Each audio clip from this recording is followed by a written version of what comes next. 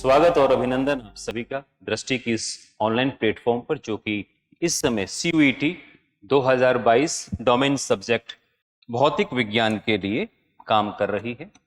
और मैं हूं डॉक्टर अजय सिंह। हम लोग आज ऑप्टिक्स यानी प्रकाशिकी वाले चैप्टर के 5 MCQs करने के लिए आमने सामने हुए। चैप्टर हम पढ़ चुके हैं, सबसे लंबा टॉपिक था और उसके 5 MCQs करने के लिए मैंने शायद 5 से कुछ ज़्यादा ही लिए हैं ताकि आप लोगों को ज़्यादा हेल्प हो जाए। तो स्टार्ट करते हैं। पहला प्रश्न, प्रकाशिकी आपका टॉपिक है। प्रकाशिकी तंतुओं यानी ऑप्टिकल फाइबर्स, चाहे वे जैसे भी मुड़े हों, में से प्रकाश गुजर सकता है जिससे यह निष्कर्ष निकाला जा सकता है। कहने का अर्थ यह है कि चाहे प्रकाश चाहे कैसे भी मुड़े हुए हों, कौन? Optical fibres. ऑप्टिकल फाइबर्स चाहे कैसे भी मुड़े हुए हों, उनमें से प्रकाश जो है वो निकल सकता है, गुजर सकता है। इससे हम क्या निष्कर्ष निकाल सकते हैं? ऑप्टिकल फाइबर्स के बारे में आप जानते हैं कि वो क्या चीज होते हैं। पूर्ण आंतरिक परावर्तन के सिद्धांत पर काम करने वाले हैं और जिसका उपयोग हम लाइट को आगे ले जाने के लिए कर सकते हैं बखूबी, उसकी एनर्जी ड्रॉप नहीं होता है। तो फिर क्या क्या उसमें ऑप्शंस आ रहे हैं आपके? यह संकल्पना की प्रकाश सीधी रेखा में चलता है, गलत है। ये तो हम बचपन से पढ़ते आ रहे हैं कि प्रकाश जो है वो आपका सीधी रेखा में गमन करता है, ऋजु गमनीय प्रकाश की नेचर होती है। तो ये ऑप्शन गलत हो चुका है, क्योंकि यहां पर गलत लिखा हुआ है कि प्रकाश सीधी रेखा में चलता है, ये गलत है। ये कॉन्सेप्ट आपका गलत हो गया। दूसरा, प्रकाश प्रकाशिकी तंतुओं के माध्यम से प्रवाहित हो सकता है, ये फिर भी ठीक है। इसमें कोई हम ऐसा नहीं कह सकते कि ये शुद्ध रूप से गलत है, लेकिन हाँ, प्रकाश प्रकाशीय तंतुओं से प्रवाहित हो सकता है। तंतुओं की मान्यता के कारण उनमें से होकर प्रकाश गुजर सकता है। तंतुओं की मान्यता के कारण उनमें से जो प्रकाश जो है गुजर सकता है, ये भी ऑप्शन में ठीक माना जा सकता है। लेकिन दोनों में से या एक और बाकी है जिसके अंदर से बहुल पूर्ण आंतरिक परावर्तन के कारण प्रकाश प्रकाशिक तंतुओं से होकर गुजर सकता है, ये सबसे ज्यादा ठीक है।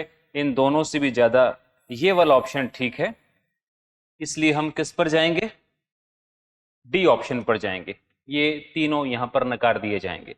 बहुल पूर्ण आंतरिक परावर्तन का मतलब होता है टोटल इंटरनल रिफ्लेक्शन, पूर्ण आंतरिक परावर्तन।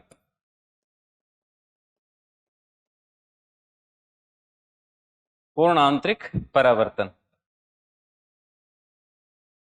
पूर्ण आंतरिक परावर्तन इसका सही आंसर होगा। ठीक है, तो पूर्ण आंतरिक परावर्तन जो है यहां पर डी ऑप्शन जो है इसका सही है, जिसको आप एक बार पॉज कर लीजिए, फिर आगे बढ़ते हैं इसके।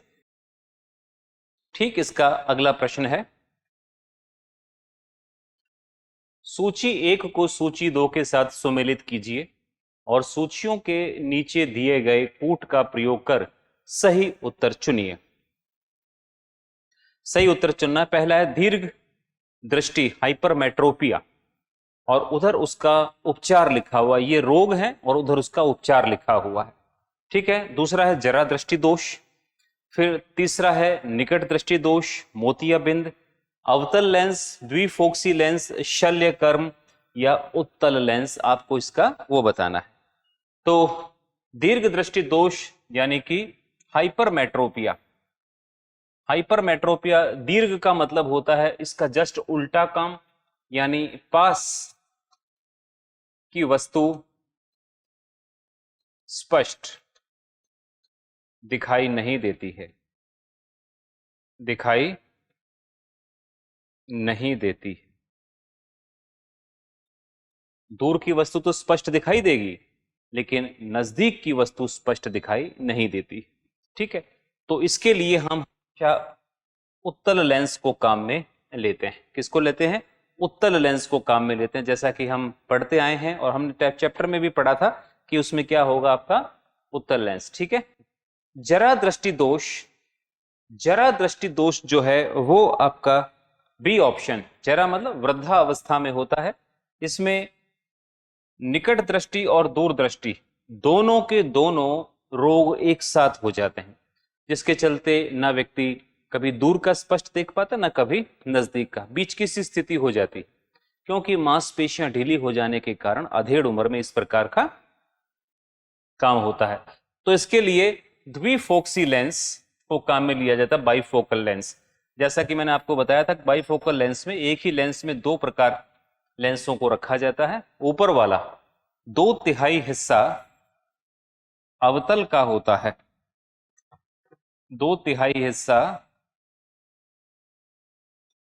अवतल लेंस का होता है, और नीचे का 1/3 हिस्सा उत्तल लेंस का होता है। ये दो लेंस होते हैं और बीच में एक लाइन सी दिखती है हमें, बीच वाली लाइन जो है वो मामला गड़बड़ करती है आपका, ठीक है। इसीलिए वर्तमान समय में इन लेंसों की जगह पर प्रोग्रेसिव लेंस काम में आने लगे हैं।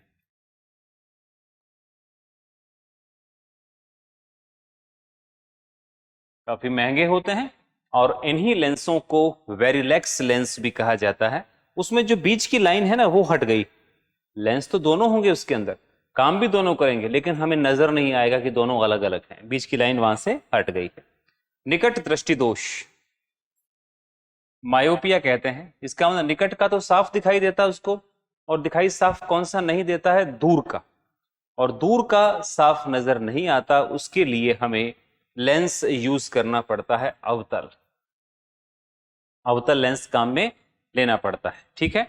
तो अवतल लेंस जो है वो आपके ऐसा इसलिए होता है क्योंकि जो आपकी रेटिना पर फोकस बन रहा होता है, रेटिना पर किसी वस्तु का प्रतिबिंब बन रहा होता है, या तो वो उसके आगे बनेगा या उसके पीछे बनेगा, दो अलग अलग रोगों में जो हमने देखे हैं यहाँ पर, ठीक है। और उसको रेटिना पर लाने के लिए हम इस प्रकार से लेंसों को उपयोग में लेते हैं। फिर हमारे पास मोतियाबिंद है, कैटरेक्ट, इसको बोलते हैं कैटरेक्ट, मोतियाबिंद। मोतियाबिंद के लिए बचा ही एक ही है, तो शल्य क्रिया होती। ध्यान दीजिए, मोतियाबिंद के लिए या ग्लूकोमा, ग्लूकोमा में भी इसी प्रकार से मोतियाबिंद के लिए लेंस को जो है आपका दूसरा प्रत्यारोपित किया जाता है।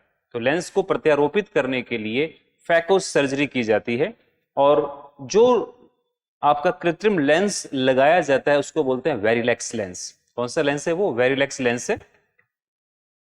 आजकल उसको प्रोब टाइटेनियम विधि के द्वारा 40,000 हर्ट्ज के फ्रीक्वेंसी पर पिघला दिया जाता है ओरिजिनल लेंस को, और दूसरा आपका वेरिलेंस जो आपका रेजी लेंस है उसको डाल दिया जाता है। सिलिका के, सिलिकॉन के बने हुए होते हैं, उसके अंदर इस प्रकार की व्यथा को देखा जाता है। तो इसका अगर ऑप्शन देखें तो ए का 4 है, बी का 2 है। देखें कहां पर है, ए का 4 और बी का 2, यानी ऑप्शन नंबर 1 जो है इसका सही ऑप्शन हो जाता है। ठीक है दोस्तों, एक बार वापिस आप लोग इसको देख लीजिए ताकि हम फिर आगे बढ़े इसको।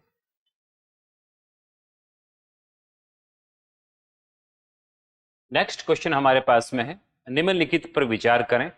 पहला है अपवर्तन, दूसरा है परावर्तन, तीसरा है विवर्तन। दर्पण में प्रतिबिंब बनने के लिए उपयुक्त में से कौन सी घटना या घटनाएं आवश्यक है या हैं? ऊपर में से कौन कौन सी घटनाएं किसके लिए, दर्पण में प्रतिबिंब बनने के लिए, इमेज बनने के लिए दर्पण के अंदर कौन कौन सी घटनाएं जो है यहां पर आवश्यक हैं? वो एक भी हो सकती है, एक से ज्यादा भी हो सकती है, इस प्रकार से ऑप्शन को दिया गया है। तो फिर हम देखें, केवल 1 और 2 अपवर्तन और परावर्तन, केवल 2 परावर्तन, तीसरा विवर्तन 1 और 3 के साथ में, और डी जो है 1, 2 और 3, ये तीनों ही हैं। हमने अपवर्तन के अंदर दर्पण में प्रतिबिंब बनने को नहीं देखा है कभी भी, ना हमने कभी पढ़ा है।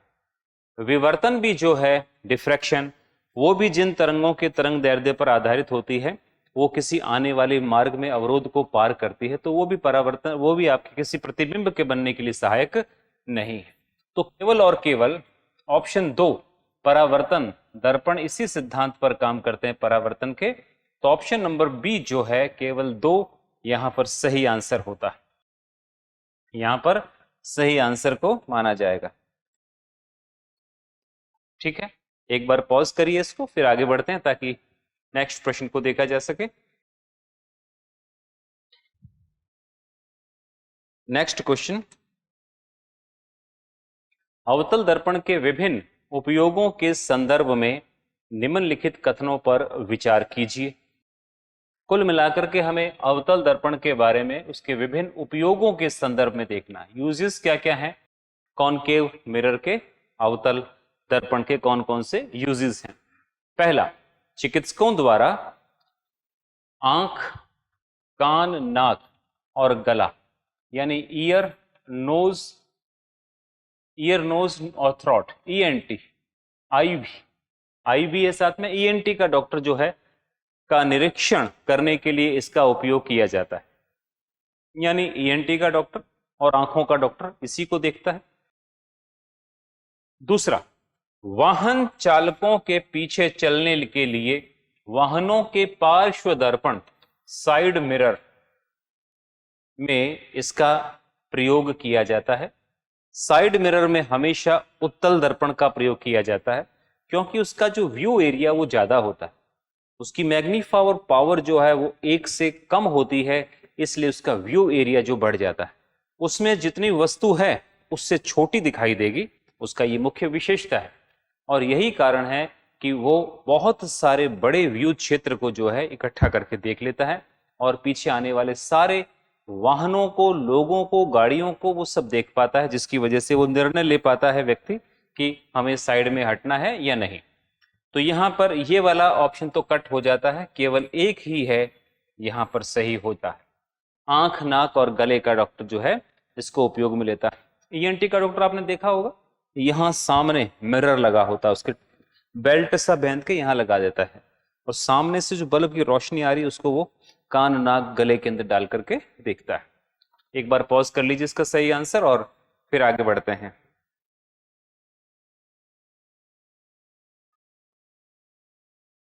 अवतल दर्पण का उपयोग किया जाता है। अब अवतल दर्पण का उपयोग और कहां कहां पर कर सकते हैं? टॉर्च में कर सकते हैं, बिल्कुल कर सकते हैं। वाहनों के अग्रदीपों में, हेडलाइट में बिल्कुल कर सकते हैं। दंत विशेषज्ञ दांतों का प्रतिबिंब लेने के लिए ये भी कर सकते हैं। शेविंग करने के लिए बिल्कुल कर सकते हैं। तो सारे के सारे जो हैं आपके सही ऑप्शन है। देखो ध्यान से, जो दंत रोग विशेषज्ञ है वो क्या करते हैं, 2 प्रकार के मिरर को काम में लेते हैं। एक साइड में आगे की तरफ होता है अवतल दर्पण और पीछे की तरफ होता है समतल दर्पण। जब किसी दांत की फिलिंग की जाती है तो दांत को उससे बड़ा दिखे ऐसी व्यवस्था करनी चाहिए, तब अवतल दर्पण में वो इमेज जो है वो बड़ी दिखती, तो उसका आवर्धन जो है वो बड़ा दिखाई देता, जिसकी वजह से बड़ा दांत दिखेगा, आराम से फिल कर देगा। फिर ज्यादा फिलिंग ना हो जाए इसके लिए वो उसको रोकता है ताकि उसको ठीक ठाक पूरा बराबरी में लाया जाए। तो फिर समतल दर्पण में देखता है तो वो पूरा बराबर में दिखता है, जिसकी वजह से समतल और अवतल दोनों दर्पणों को डेंटिस्ट जो है वो काम में लेता है। लेकिन हमारा प्रश्न जहां कह रहा है उसका सही आंसर ऑप्शन नंबर डी है, उपयुक्त सभी। पॉज कर लीजिए इसको, फिर आगे देखते हैं।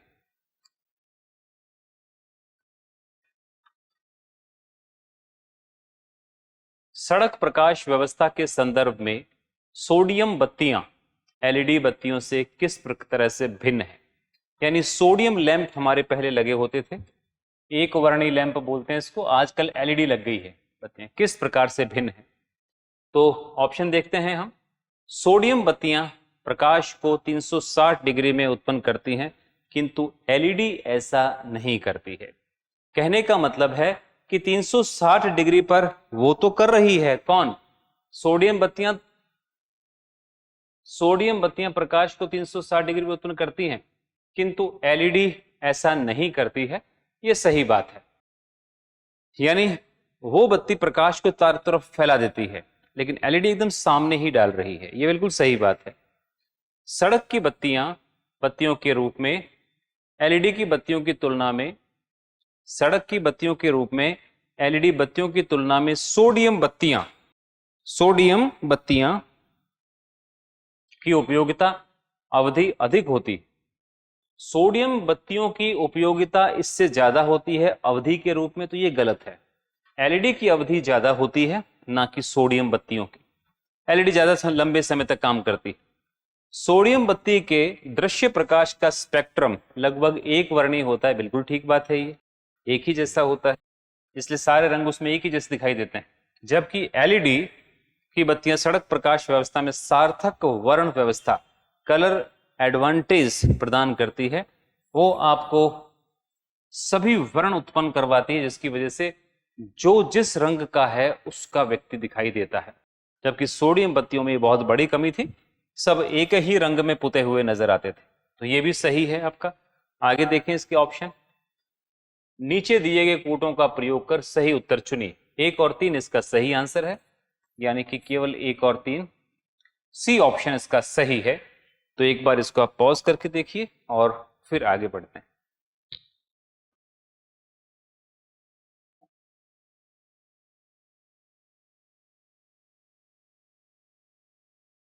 यदि एक उत्तल लेंस की फोकस दूरी 50 सेंटीमीटर है, यानी फोकस दूरी कितनी है, f बराबर 50 मीटर। फोकस दूरी, फोकल लेंथ 50 सेंटीमीटर, तो इसकी शक्ति यानी क्षमता निम्न में से कौन सी होगी। शक्ति मतलब पावर। पावर हमेशा होती है 1/f और वो होती है मीटर में, और इसी को शक्ति को किस में मापते हैं, डायोप्टर में। किस में मापते हैं, डायोप्टर के अंदर मापते हैं। तो हमें डायोप्टर में इसकी शक्ति को निकालना है कि कितना होगा। तो फोकल लेंथ आपको दे रखी है 50 सेंटीमीटर, और जो फॉर्मूला है जिसके अंदर इसको फिट करेंगे वो है P = 1/f, वो भी मीटर में दे रखा है, और हमें सेंटीमीटर में निकालना है, तो वो थोड़ा सा चेंज करना पड़ेगा। यानी P = 1/f, f की जगह पर क्या दे रखा है, 50 मीटर। 50 मीटर में दे रखा है, इसको सेंटीमीटर में चेंज कर लेते हैं, बराबर 1/50/100, ये सेंटीमीटर में आ जाएगा। और अगर सेंटीमीटर में हमें लेना है इसको, तो फिर दोनों की यूनिट एक कर दी है, सेंटीमीटर सेंटीमीटर, तो 100 ऊपर चला जाएगा, तो 100/50 इनको आपस में काट लेंगे, 2 पे कटेगा, धनात्मक 2 आ रहा है, तो डायोप्टर कितना हो जाएगा, 2, वो भी कैसा, पॉजिटिव। तो ऑप्शन में क्या आंसर आ जाएगा, A +2 डायोप्टर इसका सही आंसर होगा। ठीक है, इस प्रकार से आपको सॉल्व करना है। तो यहां पर एक बार इसको पॉज कर लीजिए। तो यहां पर इस क्वेश्चन के साथ आज के इस सेशन को समाप्त करते हैं। मिलते हैं अगली क्लास में, तब तक के लिए धन्यवाद। Thank you, bye bye.